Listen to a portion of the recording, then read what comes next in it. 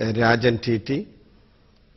എൻ്റെ കുടുംബം ചെങ്ങന്നൂർ പുത്തൻകാവിൽ തോപ്പിൽ തെക്കതിൽ മത്തായി വർഗീസിന്റെയും സാറാമ്മ വർഗീസിന്റെയും രണ്ടാമത്തെ മകനായി 1962 ജൂൺ മാസത്തിൽ ഞാൻ ജനിച്ചു. നന്നേ ബാല്യത്തിൽ തന്നെ എൻ്റെ പിതാവ് ഈ ലോകത്തിൽ നിന്ന് മാറ്റപ്പെട്ടു. എൻ്റെ മാതാവും ജ്യേഷ്ഠനും എൻ്റെ പെങ്ങളുമടങ്ങുന്ന കുടുംബത്തിൽ ഞാൻ വളരെ ചെറുപ്പത്തിൽ തന്നെ ഈ ലോകത്തിൻ്റെതായ ഇമ്പങ്ങളിലേക്ക് മുഴുകുവാനിടയായി തീർന്നു. ഞാൻ എൻ്റെ വിദ്യാഭ്യാസം 8, 9, 10 ക്ലാസ് പുത്തൻകാവിൽ പഠിക്കുമ്പോൾ തന്നെ ഞാൻ മയക്കുമരുന്നിന് അടിമയായിരുന്നു. അപ്പോൾ തന്നെ ഒരു വലിയ സമൂഹം കൂട്ടുകാർ എനിക്കുണ്ടായിരുന്നു. ഈ കൂട്ടുകാരാണ് എന്നെ മദ്യത്തിലേക്കും മയക്കുമരുന്നിലേക്കും തള്ളിവിട്ടത്. അങ്ങനെ ഞാൻ അതിൻ്റെ രുചി അനുഭവിച്ച് ഞാൻ അതിനൊരു അടിമയായി തീർന്നപ്പോൾ ഞാൻ ചെയ്യുന്ന പ്രവൃത്തികൾ എന്തുവാണെന്ന് തന്നെ എനിക്ക് ബോധമില്ലായിരുന്നു. ഒരു കണക്കിൽ ഞാൻ SLC പാസ്സായി. എന്നാൽ തുടർന്നുള്ള വിദ്യാഭ്യാസത്തിന് എന്നെ വിടുവാൻ തക്കവണ്ണം എൻ്റെ വീട്ടുകാർ തയ്യാറായില്ല. കാരണം ഞാൻ നാശത്തിലേക്ക് പോകുന്നു എന്നവർക്ക് ബോധ്യമായതുകൊണ്ട്.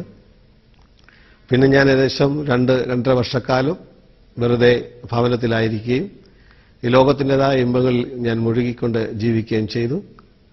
എന്നാൽ അതിനുശേഷം ഞാൻ ബോംബെയിലേക്ക് കടന്നുപോയി. തുടർന്ന് പഠിക്കുവാനുള്ള എൻ്റെ ആഗ്രഹം ഞാൻ എൻ്റെ ബോംബെയിലുള്ള സഹോദരിയെ അറിയിപ്പിച്ചു. അവിടെ ഞാൻ പ്രൈവറ്റായിട്ട് പഠിക്കുവാനുള്ള ഭാഗ്യം ലഭിച്ചു. എങ്കിലും ഞാൻ പ്രീ ഡിഗ്രി മാത്രമേ പഠിക്കുവാൻ ഇടയായുള്ളൂ. അതിനുശേഷം ഞാൻ വീണ്ടും മടങ്ങി വന്ന് ഞാൻ വീണ്ടും എൻ്റെ ജീവിക്കുവാനുള്ള മാർഗത്തിലേക്ക് തിരിഞ്ഞു. അങ്ങനെ ഞാൻ സ്വന്തമായി കേറ്ററിംഗ് ആരംഭിച്ചു. അതിൽ നിന്നും ഞാൻ മദ്യത്തിലേക്ക് വീണ്ടും വഴുതി വീഴുവാൻ ഇടയായി തീർന്നു. അങ്ങനെ ഈ ലോകത്തിൻ്റെതായ ഇമ്പങ്ങളിൽ മാത്രം രസിച്ച എന്നെ എൻ്റെ കൂട്ടുകാരെല്ലാം ചേർന്ന് എന്നെ ഒരു ചലഞ്ച് ചെയ്യുവാൻ ഇടയായി തീർന്നു. ആ ചലഞ്ചിന് പ്രകാരം ഞാനൊരു പെൺകുട്ടിയെ ഇഷ്ടപ്പെടുവാൻ ആ പെൺകുട്ടിയുടെ മാതാവിനോട് നേരിട്ട് ഈ മോളെ എനിക്ക് വിവാഹം കഴിച്ചു തരുമോ എന്ന് ചോദിക്കുവാൻ ഇടയായി. ആ മാതാവ് എൻ്റെ ഹൃദയത്തെ സ്പർശിച്ച മറുപടി തന്നു. ആ മാതാവിനോട് പറഞ്ഞു, ലോകത്തിൽ ആർക്ക് കൊടുക്കുന്നതിനേക്കാളും സന്തോഷമാണ് എൻ്റെ മോളെ രാജന് തരുന്നതെന്ന്. അത് കേട്ട് ഞാൻ തന്നെ ഞെട്ടിപ്പോയി. കാരണം ഒരു മാതാവും ഒരു പിതാവും എൻ്റെ മോളെ വിവാഹം ചെയ്തെടുക്കാൻ തയ്യാറാകാത്ത ഒരു പശ്ചാത്തലത്തിലാണ് ഞാൻ ജീവിച്ചത്. ആ വ്യക്തിക്ക് ഒരു വിവാഹം ഇങ്ങനെ ചെയ്തു തരാമെന്ന് സമ്മതിച്ച മാതാവിനെ ഞാൻ ആഴത്തിൽ സ്നേഹിപ്പാനിടയായി.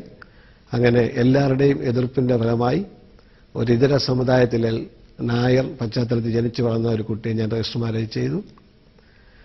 ആ രജിസ്റ്റർ മാരേജ് ചെയ്തതിന് ശേഷം ഞങ്ങൾ ഒന്നിച്ച് ജീവിപ്പാൻ ആരംഭിച്ചു. ആരംഭത്തിൽ തന്നെ ഞങ്ങൾക്ക് എൻ്റെ വൈഫ് പ്രഗ്നൻ്റായി. ഏകദേശം 6 മാസം കഴിഞ്ഞപ്പോൾ ഒരു അസ്വസ്ഥതയുണ്ടാവുകയും ഞങ്ങൾ ഡോക്ടർ ശ്യാമ ദാനിയൽ എന്ന് പറഞ്ഞ ഡോക്ടറെ സമീപിച്ചു. ഡോക്ടർ പറഞ്ഞു, വളരെ കോംപ്ലിക്കേറ്റഡ് ആണ്, ദൈവത്തിന് മാത്രമേ നിങ്ങളുടെ കുഞ്ഞിനെ നിങ്ങൾക്ക് തരാൻ സാധിക്കത്തുള്ളൂ, വൈദ്യശാസ്ത്രത്തിന് സാധിക്കത്തില്ല എന്ന് ഡോക്ടർ ശ്യാമ ദാനിയൽ പറഞ്ഞതനുസരിച്ച് എൻ്റെ പാവത്തെക്കുറിച്ചുള്ള ബോധമൊന്നും എനിക്കുണ്ടായി.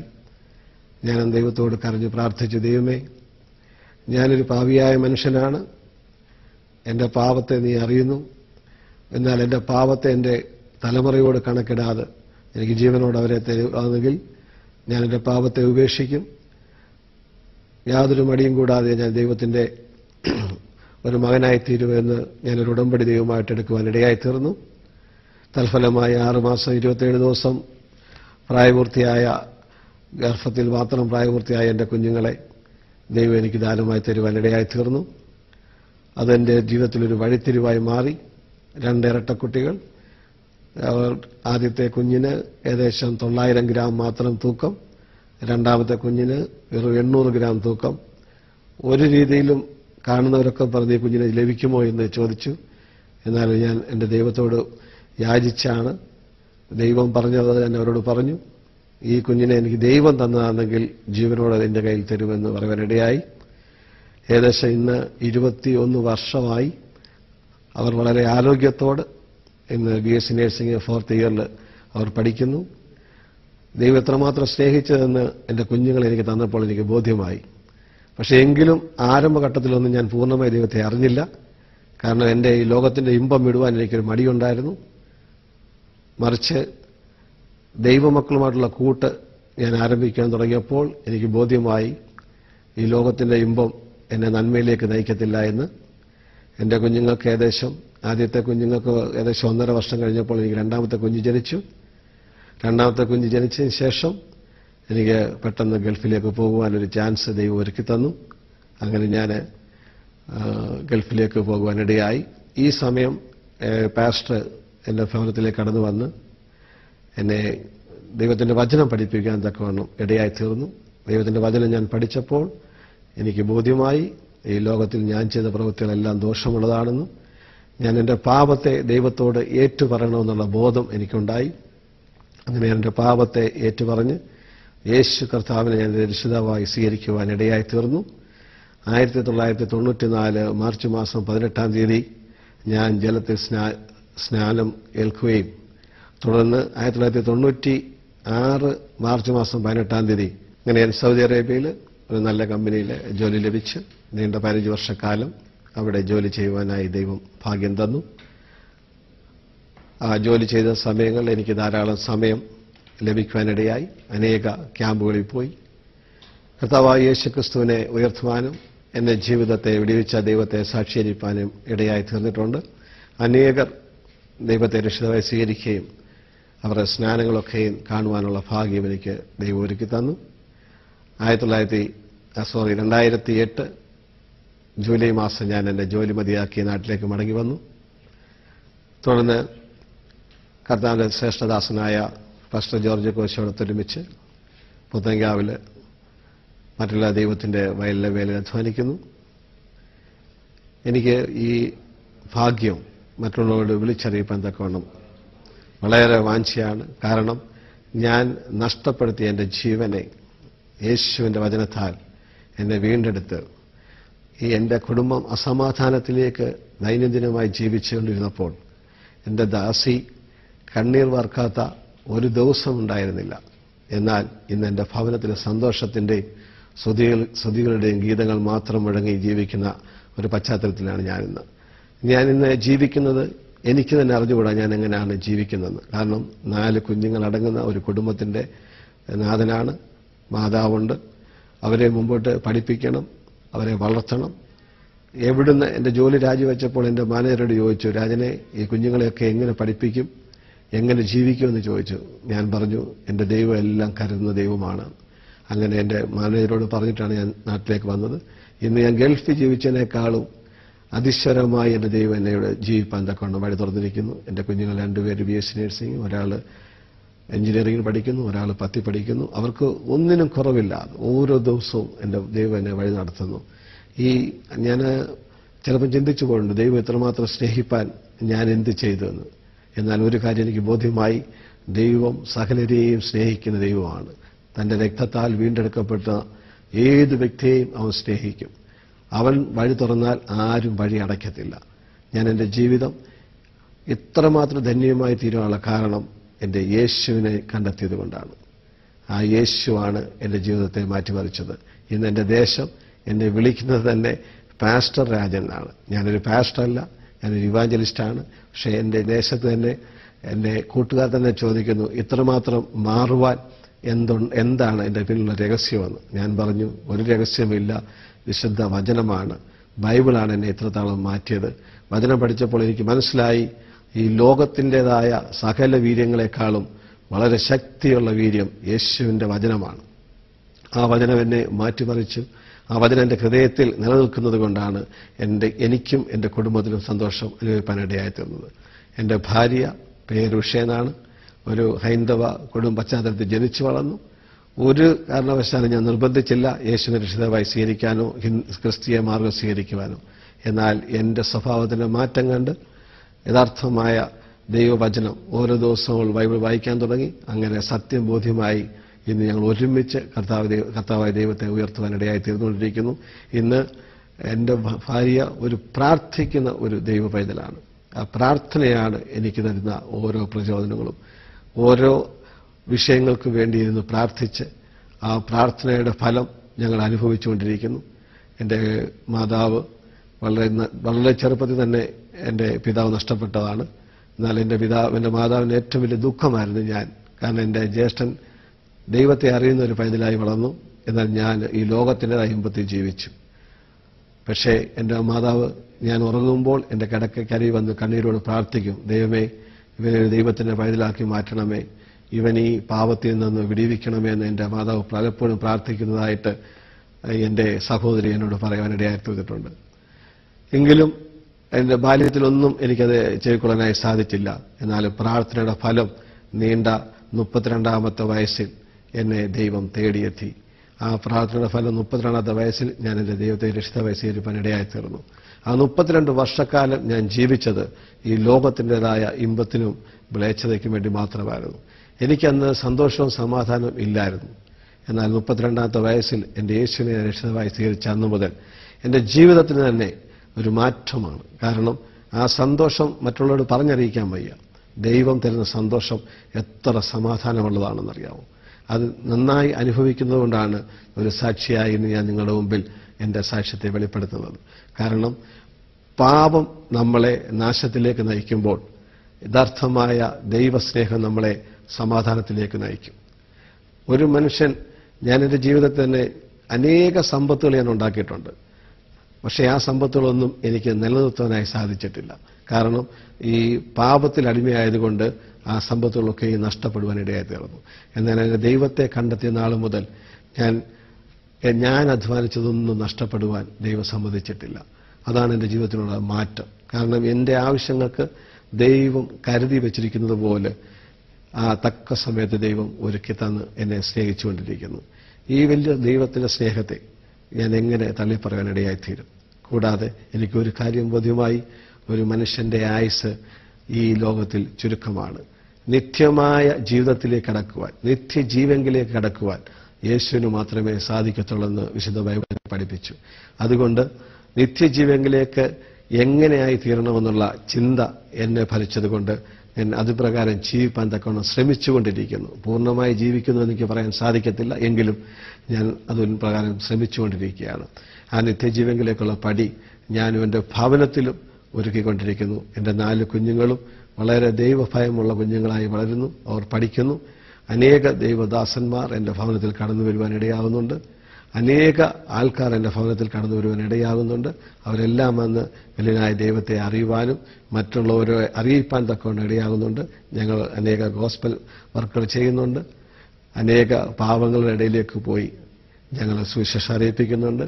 ഒരു ആശ്വാസം, മറ്റുള്ളവർക്കൊരു ആശ്വാസമായി തീരുവാൻ ഞാനും എൻ്റെ കുടുംബവും ആയിത്തീരുന്നുണ്ട്. അത് ദൈവം ഒരുക്കിയ വിലയേറിയ ആ ഭാഗ്യത്തിനായി ഞാൻ ദൈവത്തിന് നന്ദി പറയുന്നു.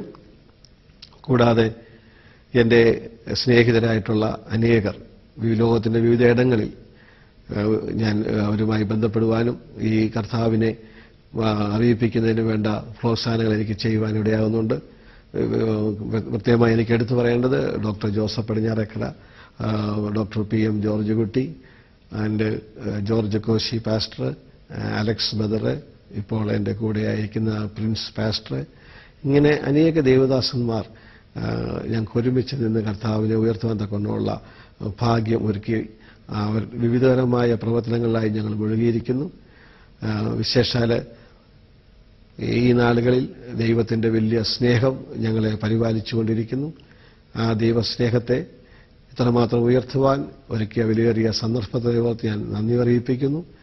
കൂടാതെ എൻ്റെ ജീവിതത്തെ മാറ്റിമറിച്ച, അല്ലെങ്കിൽ ഒരു നാശത്തിൻ്റെ, ഒരു മരണത്തിലേക്ക് തള്ളപ്പെടാവുന്ന എന്നെ ക്രിസ്തുവിലേക്ക് എന്നെ കൊണ്ടുവന്നത് പാസ്റ്റർ M. ജോൺസനാണ്. Pastor M. ജോൺസൺ തീർച്ചയായും എൻ്റെ ഭവനത്തിൽ കടന്നു വന്നില്ലായിരുന്നെങ്കിൽ ഞാൻ ഒരു നാളും ക്രിസ്തുവിനെ അറിയത്തില്ലായിരുന്നു. ഞാൻ ഈ സമയം അദ്ദേഹത്തെ ഓർക്കുകയാണ്. കാരണം അദ്ദേഹം പറഞ്ഞു തന്ന വചനങ്ങൾ എൻ്റെ ഹൃദയത്തിൻ്റെ ഭിത്തിമേൽ തറയ്ക്കുവാൻ ഇടയായിത്തീർന്നു. ഒരുപക്ഷെ ദൈവം അദ്ദേഹത്തെ അയച്ചതായിരിക്കും. ആ വചനമാണ് എന്നെ ഒരു മാനസാന്തരത്തിലേക്ക് നയിക്കുവാൻ ഇടയായിത്തീർന്നത്. അപ്പോൾ ഞാൻ എൻ്റെ ബാല്യകാലത്തിൽ ഈ ലോകത്തിൻ്റെതായ ഇമ്പത്തിൽ ജീവിച്ചപ്പോൾ എനിക്കുണ്ടായ എന്നുവെച്ചാൽ എനിക്കൊരു സ്നേഹിതരില്ലായിരുന്നു. അനേക സ്നേഹിതർ ഉണ്ടെന്ന് വിചാരിച്ചാണ് ഞാൻ അന്ന് കാലം കഴിച്ചു പോയത്. പക്ഷേ എൻ്റെ ആവശ്യങ്ങൾക്ക് വേണ്ടി എന്നെ സ്നേഹിക്കുന്ന ഒരു സ്നേഹിതനില്ലായിരുന്നു എനിക്കന്ന് ബോധ്യമായി. ഇന്ന് മറിച്ച് ആയിരക്കണക്കിന് സ്നേഹിതർ എനിക്ക് വലയമായി നിന്ന് എൻ്റെ കൂടെയുണ്ടെന്നുള്ളത് എനിക്ക് ബോധ്യമായി. കാരണം എൻ്റെ ഏതാവശ്യങ്ങൾക്കും ഒരത്യാഹിതം വീട്ടിലുണ്ടായാൽ അല്ലെങ്കിൽ ഏതാവശ്യങ്ങൾക്കും ഞാൻ പറയുന്നതിന് മുമ്പ് തന്നെ ആൾക്കാർ ഓടിയെത്തുന്ന ഒരു കാഴ്ച എനിക്ക് കാണുന്നുണ്ട്. ഇതാണ് ദൈവത്തിന്റെ സ്നേഹം എനിക്ക് തിരിച്ചറിയാനിടയായി തീർന്നത്. ഞാൻ ഉണ്ടാക്കുന്ന സമ്പത്തുകൾ മദ്യഷാപ്പുകളിൽ കൊടുക്കുവാൻ ആ സമയത്ത് ഒരു പറ്റം ചെറുപ്പക്കാരൻ്റെ കൂടെ ഉണ്ടായിരുന്നു. അവർക്ക് ആ മദ്യത്തിനോടുള്ള സ്നേഹമായിരുന്നു. പക്ഷെ യഥാർത്ഥമായ മനുഷ്യ സ്നേഹം അവരിലില്ലായിരുന്നു. അങ്ങനെ മദ്യത്തിന്റെ കെട്ടുവിട്ട് കഴിയുമ്പോൾ അവരെന്നെ വിട്ടുപോകും. എന്നാൽ നേരെ മറിച്ച് ഇന്ന് ആഹാരം കഴിക്കാനില്ലെങ്കിൽ പോലും ദൈവമക്കൾ ഒരുമിച്ച് കൂടിയിരുന്ന് ദൈവത്തെ പാടി സ്തുതിക്കുമ്പോൾ, മറ്റുള്ളിടത്ത് പോയി സുവിശേഷം അറിയിക്കുമ്പോൾ ആ സന്തോഷമൊന്ന് പറഞ്ഞറിയിപ്പിക്കാൻ പറ്റാത്തതാണ്. കാരണം ദൈവത്തിന്റെ വചനം അത്രമാത്രം എന്നെ ബലപ്പെടുത്തി. ആ ബലത്തോടു കൂടിയാണ് ഇന്ന് ഞാനും എൻ്റെ കുടുംബവും ആയിരിക്കുന്നത്. എന്നെ കേൾക്കുന്ന പ്രിയ ദൈവമക്കളെ, നിങ്ങൾ ഈ ദൈവത്തെ കണ്ടെത്താനുള്ള ഭാഗ്യം ഞാൻ ആഹ്വാനം ചെയ്യുകയാണ്. കാരണം ഈ ലോകത്തിൻ്റെതായ ഇമ്പം നാശത്തിലേക്ക് നയിക്കുമ്പോൾ ദൈവത്തിന്റെ സ്നേഹം നമ്മളെ വെളിച്ചത്തിലേക്ക്, നിത്യജീവനിലേക്ക് നയിക്കുമെന്നുള്ള വിശുദ്ധ വചനമാണ് എന്നെയും നിങ്ങളെപ്പോലെ ഒരുവനാക്കി ഈ സ്റ്റേജിൽ ഇരുത്തിയിരിക്കുന്നത്. കാരണം ഞാനൊരു നല്ല മനുഷ്യനായി തീരാൻ ആഗ്രഹിച്ചത് കൊണ്ടല്ലേ എനിക്കിങ്ങനെ ഒരു സാഹചര്യം ഒരുക്കി തന്നത്. നേരെ മറിച്ച് ഞാൻ മദ്യത്തിനും മയക്കുമരുന്നിനും അടിമയായിരുന്നെങ്കിൽ എനിക്ക് ഇന്നൊരു സാക്ഷി പറയുവാൻ ഇവിടെ ആയിരിക്കാൻ സാധിക്കുമോ? മറിച്ച് ഞാൻ എന്നെ ലോകത്തിൽ നിന്ന് മാറ്റപ്പെടേണ്ടവനായിരുന്നു. ഏകദേശം എൻ്റെ അറിവിലാണെങ്കിൽ ഒരു 17 കേസെങ്കിലും എൻ്റെ ജീവിതത്തിലുണ്ടായിട്ടുണ്ട്. ഈ ഒരു കേസിൽ പോലും എന്നെ ശിക്ഷിക്കപ്പെടുവാൻ ഇടയായിട്ടില്ല. ഈ 17 കേസ് ഞാൻ ഈ ലോകത്തിന്റെ ഇമ്പങ്ങളിൽ ജീവിച്ചപ്പോഴുണ്ടായതാണ്. മറിച്ച് ഇന്ന് ഞാൻ പോലീസ് സ്റ്റേഷന്റെ പടിവാതിക്കൽ കാണുവാൻ ഇടയായിട്ടില്ല. കാരണം ഞാൻ എൻ്റെ പാപത്തെ ഉപേക്ഷിച്ചപ്പോൾ എൻ്റെ വഴികളൊക്കെയും നേരുള്ളതായി തീർന്നു. മറിച്ച് ഞാൻ പാപത്തിൽ ജീവിച്ചപ്പോൾ എൻ്റെ വഴികളൊക്കെയും ദോഷമുള്ളതായി തീർന്നു. അപ്പോൾ എനിക്ക് മനസ്സിലാക്കാൻ സാധിച്ചത്, പാപം എപ്പോഴും ദോഷത്തിലേക്ക് നയിക്കുമ്പോൾ ദൈവത്തിന്റെ സ്നേഹം നമ്മളെ നന്മയിലേക്ക് നയിക്കും. ആ ഒരു അനുഭവത്തിലാണ് ഞാൻ ഇന്ന് ജീവിക്കുന്നത്. പാപം എന്നെ നാശത്തിലേക്കും മരണത്തിലേക്കും തള്ളിവിട്ടപ്പോൾ ദൈവത്തിന്റെ സ്നേഹം എന്നെ നിത്യജീവനിലേക്ക് തള്ളിവിടയുടെ ഇടയായി തീർന്നു. ആ ദൈവത്തെയാണ് ഇന്ന് നിങ്ങളുടെ മുമ്പിൽ ഒരു സാക്ഷിയായി ഞാൻ അറിയിപ്പിക്കുന്നത്. കാരണം ഞാൻ ഒരുപക്ഷെങ്കിൽ ഈ ദൈവത്തെ കണ്ടെത്തിയില്ലായിരുന്നെങ്കിൽ ഞാൻ ഈ ലോകത്തിൽ നിന്ന് മാറ്റപ്പെടുവാൻ ഇടയായി തീർന്നതാണ്. പലവട്ടം ഞാൻ ആത്മഹത്യ ശ്രമിച്ചിട്ടുണ്ട്. ആത്മഹത്യയെ എൻ്റെ ഹൃദയത്തിൽ ഇങ്ങനെ ചിന്തിക്കുന്നു പറഞ്ഞേ, ദൈവം എന്നെ സ്നേഹിച്ചതുകൊണ്ടായിരിക്കും ആത്മഹത്യ ഞാൻ ചെയ്യാഞ്ഞത്. കാരണം ഞാൻ ഈ മദ്യത്തിന് അല്ലെങ്കിൽ മയക്കുമരുന്നിന് അടിമയായിട്ടിരിക്കുന്നു പറഞ്ഞേ, നാളത്തെക്കുറിച്ച് ചിന്തിക്കും. സാമ്പത്തികമായി പൈസ കയ്യിലില്ലെങ്കിൽ നാളെ അവിടെ പോകണം, അല്ലെങ്കിൽ മദ്യപിക്കണം, പൈസ ഇല്ല, പിന്നെന്താ മാർഗം? പൈസ ഇല്ലാതെ ജീവിക്കേണ്ട, ആത്മഹത്യ ചെയ്തേക്കാം. ഇങ്ങനൊക്കെ പല പ്രാവശ്യം എൻ്റെ ജീവിതത്തിൽ കടന്നു വന്നിട്ടുണ്ട്. എന്നാൽ ആത്മഹത്യയൊന്നും ചെയ്യുവാൻ ദൈവം എന്നെ അനുവദിച്ചില്ല. കാരണം ദൈവത്തിനറിയായിരുന്നു ഒരു നല്ല ഫലം കായ്ക്കുന്ന ഒരു ദൈവത്തിന്റെ പൈതലാക്കി എന്നെ മാറ്റുവാൻ എന്നുള്ളത്. അങ്ങനെ 1995 മാർച്ച് മാസം 18-ാം തീയതി ദൈവത്തെ പൂർണ്ണമായി രക്ഷിതാവായി സ്വീകരിച്ച് സ്നാനപ്പെട്ടതുകൊണ്ട് എൻ്റെ ജീവിതത്തെ ഇത്രത്തോളം ധന്യമാക്കി തീർത്ത എൻ്റെ ദൈവത്തിന് ഞാൻ നന്ദി അറിയിപ്പിക്കുന്നു. ഞാൻ എൻ്റെ മരുഭൂമി യാത്രയെക്കുറിച്ച് 15 വർഷക്കാലം അവിടെ ജോലി ചെയ്തെന്ന് പറഞ്ഞല്ലോ. ഞാൻ ദീർഘദൂരമൊക്കെയും വാഹനം ഓടിച്ച് ജോലി ചെയ്യേണ്ടതായിട്ട് സാഹചര്യം ഉണ്ടായിട്ടുണ്ട്. അങ്ങനെ മരുഭൂമിയെക്കുറിച്ച് പലർക്കും കണ്ടറിവും കേട്ടറിവുമുണ്ട്. എങ്കിലും ഞാൻ എൻ്റെ ജീവിതത്തിൽ അനുഭവിച്ച ഒരു സാക്ഷ്യ വിറ്റ്നസ്സാണ് ഞാൻ നിങ്ങളോട് പറയുന്നത്. ഏകദേശം മരുഭൂമിക്ക് അഞ്ചാൽ മെയിൻ റോഡിൽ നിന്ന് മഡ് റോഡിലേക്ക് ഏകദേശം 880 കിലോമീറ്ററോളം വണ്ടി ഓടിച്ച് ഞാൻ യാത്ര ചെയ്തു. അങ്ങനെ 880 കിലോമീറ്ററോളം യാത്ര ചെയ്യുമ്പോൾ ഏകദേശം സന്ധ്യയോട് അടുത്തു. തുടർന്ന് ഞങ്ങൾക്ക് ഈ സൈറ്റിലെത്തണമെന്നുണ്ടെങ്കിൽ ചെറിയ ഫ്ലാഗുകൾ എൻട്രൻസ് വെച്ചേക്കും. അതനുസരിച്ച് എൻ്റെ വഴി അല്ലെങ്കിൽ ഡീവിയേഷൻ തിരിയുവാൻ അങ്ങനെയാണ് ഞങ്ങൾ മരുഭൂമി യാത്ര ചെയ്യുന്നത്. എന്നാൽ എൻ്റെ ലൊക്കേഷനിലോട്ട് എനിക്ക് എത്തപ്പെടാനുള്ള ആ ഫ്ലാഗ് ആരോ ആട്ടിടയന്മാരെടുത്ത് തിരിച്ചു വെച്ചു. അങ്ങനെ ഞാൻ എൻ്റെ യഥാർത്ഥ ലക്ഷ്യത്തിലേക്കല്ല വണ്ടി ഓടിയത്, തിരിച്ച് ഞാൻ വേറെ ലക്ഷ്യത്തിലേക്കാണ് വണ്ടി ഓടിയത്. ഇങ്ങനെ ഞാൻ വണ്ടി ഓടിച്ച് പോവാണ്. രാത്രി 1 മണിയായി, 1:30 എനിക്ക് ലക്ഷ്യസ്ഥാനത്ത് എത്തുന്നില്ല. അപ്പോൾ എനിക്ക് ബോധ്യമായി യഥാർത്ഥമായ സ്ഥാനത്തേക്കല്ല ഞാൻ ഓടുന്നതെന്ന്. പിന്നെന്ത് ചെയ്യും? കൂരായിട്ട് ഒരു വനം പോലാണ് രാത്രിയിലെ മരുഭൂമിയിൽ. ഞാനിങ്ങനെ വണ്ടിയിൽ ഇങ്ങനെ ഇരുന്ന് ദൈവത്തോട് പ്രാർത്ഥിച്ചു, ദൈവമേ നീ എന്തുകൊണ്ടാണ് എന്നെ ഇങ്ങനെ കഷ്ടപ്പെടുന്നത്? എനിക്ക് ലൊക്കേഷൻ ഫൈൻഡ് ഔട്ട് ചെയ്യാൻ പറ്റുന്നില്ല. അപ്പോൾ ഒരു ചെറിയ വെളിച്ചം ദൂരെ എനിക്ക് കാണുവാനിടയായിത്തീർന്നു. ഞാൻ ആ വെളിച്ചത്തിലെ ലക്ഷ്യമാക്കി വാഹനം ഓടിച്ച് ഞാൻ ആ വെളിച്ചത്തിന്റെ പോയിന്റിലേക്ക് എത്തി. അവിടെ ചെന്നപ്പോൾ വെള്ളമടിക്കുന്ന ഒരു യൂണിറ്റാണത്. അവിടെ ആകെ 3 ചെറുപ്പക്കാർ, ഒരു ഇന്ത്യക്കാരനും 2 മലയാളികളും. അപ്പം ഞാൻ അവരോട് ചോദിച്ചു, നിങ്ങൾ ഏത് രാജ്യക്കാരാ? പറഞ്ഞു ഞങ്ങൾ ഇന്ത്യക്കാരാണ്. 2 പേര് പറഞ്ഞു ഞാൻ മലയാളികളാണെന്ന് പറഞ്ഞു. ഞാൻ പറഞ്ഞു ഞാൻ വഴി തെറ്റി വന്നതാണ്, എനിക്ക് ഇന്ന ലൊക്കേഷനിലാണ് പോകേണ്ടത്. അന്ന് പറഞ്ഞു നിങ്ങൾ ഏകദേശം 400 ചില്ലുവാനം കിലോമീറ്ററോളം നിങ്ങൾ ഓപ്പോസിറ്റ് സൈഡിലോട്ട് വണ്ടി ഓടിച്ചിരിക്കുകയാണെന്ന് പറഞ്ഞു. എനിക്ക് ഉണ്ടായ പ്രത്യേക അനുഭവം, അവിടെ വളരെ പിടിച്ചുപറിയും കൊലപാതകവുമുള്ള ഒരു ഏരിയയെ കൊണ്ടാണ് ഞാൻ വണ്ടി ഓടിച്ചുകൊണ്ട് വന്നത്. കാരണം അവിടെ ഈ വധുക്കളെന്ന് പറഞ്ഞ ആൾക്കാരുണ്ട്. അവർ ഈ വണ്ടി കണ്ടു കഴിയുമ്പോൾ തടഞ്ഞു നിർത്തി ആൾക്കാരെ കൊന്നിട്ട് വണ്ടിക്കകത്തെ സാധനവുമായിട്ട് മടങ്ങിപ്പോകുന്ന പല അനുഭവങ്ങളും അവിടെ ഉണ്ടായിട്ടുണ്ട്. ഇവർ പറഞ്ഞു, നിങ്ങൾ ഈ രാത്രി ഇവിടെ കടന്നു വന്നത് ദൈവം നിങ്ങളുടെ കൂടെ ഉള്ളത് കൊണ്ടാണ്, ഇല്ലെങ്കിൽ ഒരിക്കലും നിങ്ങൾക്ക് ഇവിടെ എത്തപ്പെടാൻ സാധിക്കത്തില്ലായിരുന്നു. അങ്ങനെ ഞങ്ങൾ അവിടെ കൂടെ ഇരുന്ന് അവരെനിക്ക് ആഹാരം തന്നു. ഞാൻ കുളിച്ചു, ഞാൻ ആഹാരം കഴിച്ചിട്ട് നേരം വെളുത്താണ് അവിടുന്ന് പോരുന്നത്. ഈ സമയം ഞാൻ അവരോട് സുവിശേഷം പറഞ്ഞു. എൻ്റെ ദൈവം എന്നെ വിടുവിച്ചത് എന്തുകൊണ്ടാണെന്നറിയാമോ? ഞാനും പണ്ട് പാപിയായ ഒരു മനുഷ്യനായിരുന്നു. എന്നാൽ ദൈവം എന്നെ സ്നേഹിച്ചതുകൊണ്ട്, ദൈവം എൻ്റെ കൂടെയുള്ളത് കൊണ്ടാണ് ഞാൻ ഇന്നിവിടെ എത്തപ്പെട്ടത്. ആ ദൈവത്തെ നിങ്ങളും അറിയണ്ടായ എന്ന് പങ്കുവെക്കുവാനിടയായിത്തീർന്നു. അതിൽ ഞാൻ ഇപ്പോഴും ഓർക്കുന്നു. ഒരു ജോജോ എറണാകുളംകാരനാണ്. ജോജോ പറഞ്ഞു, ഞാൻ ഇവിടെ എത്തപ്പെട്ടത് വളരെ ആശ്ചര്യമാണ്, എങ്കിലും ഈ ജോലിയോട് ഞാൻ പൊരുത്തപ്പെട്ടു പോകുന്നു. ഇവിടെ ഒരു മനുഷ്യരുമായിട്ട് എനിക്ക് സംസാരിക്കാനില്ല. ഇങ്ങനെ ദൈവത്തിന്റെ വചനം നിങ്ങൾ കേൾക്കുവാനിടയായല്ലോ, അതുകൊണ്ട് എനിക്കിന്ന് സന്തോഷം തോന്നുന്നു. ഞാനും എൻ്റെ ദൈവത്തെ പൂർണ്ണമായി അറിയുവാനിടയായിത്തീർന്നു, പറയുവാനിടയായിത്തീർന്നു. അന്ന് ജോജോ രക്ഷിക്കപ്പെടുവാനിടയായിത്തീർന്നു. ഈ 400 ചില്ലുവാനം കിലോമീറ്റർ എന്നെ ദൈവം അങ്ങോട്ട് അയച്ചത് ആ ജോജോയുടെ രക്ഷയ്ക്കായിരുന്നു എനിക്ക് ബോധ്യമായി. പിൽക്കാലത്ത് ഒരുമിച്ച് ഞങ്ങൾക്ക് ആരാധിപ്പാൻ ദൈവം ഭാഗ്യമൊരുക്കി തന്നു. അങ്ങനെ ഞാൻ അവിടുന്ന് വീണ്ടും രാവിലെ എൻ്റെ സൈറ്റിലേക്ക് പോയപ്പോൾ എന്നെ തിരക്കി ഹെലികോപ്റ്റർ നടക്കുകയാണ്. കാരണം ഇത്രയും മണിക്കൂറായിട്ട് വണ്ടി കാണില്ല, ആളിനെയും കാണുന്നില്ല എന്ന്. അങ്ങനെ ഹെലികോപ്റ്റർ സെർച്ച് ചെയ്തപ്പോൾ ഞാൻ ഓടി വരുന്നതായിട്ട് കണ്ടു. ഉടൻ തന്നെ അവർ ലാൻഡ് ചെയ്തിട്ട് എന്നോട് വിവരങ്ങളൊക്കെ തിരക്കി. അപ്പം ഞാൻ പറഞ്ഞു, ഇന്നുപോലെ എൻ്റെ ഡയറക്ഷൻ അവർ മാറ്റി വെച്ചിരുന്നത് കൊണ്ട് ഞാൻ ഒരുപാട് ദൂരം വണ്ടി ഓടിപ്പോകാൻ ഇടയായി തീർന്നു എന്ന് പറയാനായി ഇടയായി. അതിനുശേഷം എന്നെ ഒരു വണ്ടി ഓടിക്കാൻ അനുവദിച്ചില്ല. അവർ എന്നെ ആ ഹെലികോപ്റ്റർ തന്നെ തിരിച്ച് ടൗണിലേക്ക് മടക്കി കൊണ്ടുവന്നു. അതെന്റെ ജീവിതത്തിൽ മറക്കാൻ പറ്റാത്ത കാരണം ഈ 400 ചില്ലുവാനം കിലോമീറ്റർ രാത്രി വണ്ടി ഓടിച്ചെന്ന് ഈ ജോജോ എന്ന് പറഞ്ഞ വ്യക്തിയോട് സുവിശേഷം പറയുവാൻ ദൈവം എനിക്ക് നൽകി തന്ന ഭാഗ്യം എന്റെ ജീവിതത്തിൽ മറക്കാൻ പറ്റാത്ത ഒരു അനുഭവമാണ്. കാരണം ആ ജോജോ ഇന്ന് യേശുവിനെ രക്ഷിതാവായി സ്വീകരിച്ച് കർത്താവിൽ ആരാധിച്ച് സൗദി അറേബ്യയിൽ ജീവിക്കുന്നു. ആ ഒരു ഭാഗ്യം എനിക്ക് ഒരിക്കലും മറക്കാൻ സാധിക്കത്തില്ല.